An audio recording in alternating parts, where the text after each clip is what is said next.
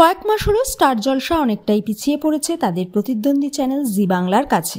দুটি চ্যানেলেই টক্কর দিয়ে নতুন নতুন প্রজেক্ট লঞ্চ করছে। স্টার জলসায় ভোলে বাবা পারকারেগা, ওমর দরদিয়া, মিলন হবে কতদিনে এবং প্রফেসর বিদ্যা ব্যানার্জির পর আসছে আরও একটি নতুন সিরিয়াল।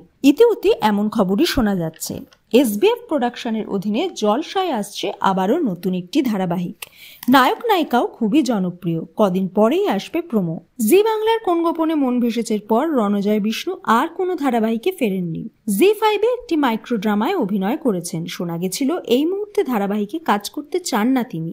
এবার গুঞ্জন এসবিএফ এর স্টার জলসার নতুন মেগার মাধ্যমেই ফিরবেন রণজয়। প্রধান পুরুষ চরিত্রে দেখা যাবে তাকে, বিপরীতে দীপান্বিতা। অনেক বছর পর আবার টেলিভিশনে দেখা যাবে তাকে। এর আগে ভোলে বাবা পারকারেগার জন্য তাকে ভাবা হয়েছিল, তিনি নাকি নিজেই সেই চরিত্রটি ফিরিয়ে দিয়েছিলেন। গুঞ্জন সত্যি হলে এবার রণজয় বিষ্ণু এবং দীপান্বিতাকে জুটি বেঁধে দেখা যাবে। যদিও অনেকেই চাইছেন রণজয়ের সঙ্গে শ্যামপ্তিকে দেখতে।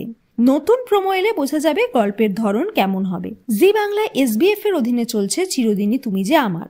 একই প্রোডাকশনে স্টার জলসার নতুন সিরিয়ালের সঙ্গে জি বাংলার চিরদিনই তুমি যে আমার এর প্রতিযোগিতা কি চলবে তা দেখার জন্য মুখিয়ে অনেকেই। হিন্দি সিরিয়ালের রিমেক যেমন বাংলায় আসে, তেমন বাংলার রিমেকও এখন হিন্দিতে হচ্ছে।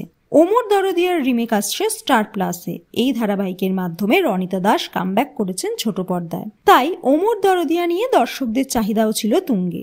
জনপ্রিয়তার সঙ্গে সঙ্গে টিআরপি রেটিংয়েও ভালো ফল করেছে। এসব ভেবেই হয়তো কাহিনীর হিন্দি রিমেক আনছে স্টার প্লাস।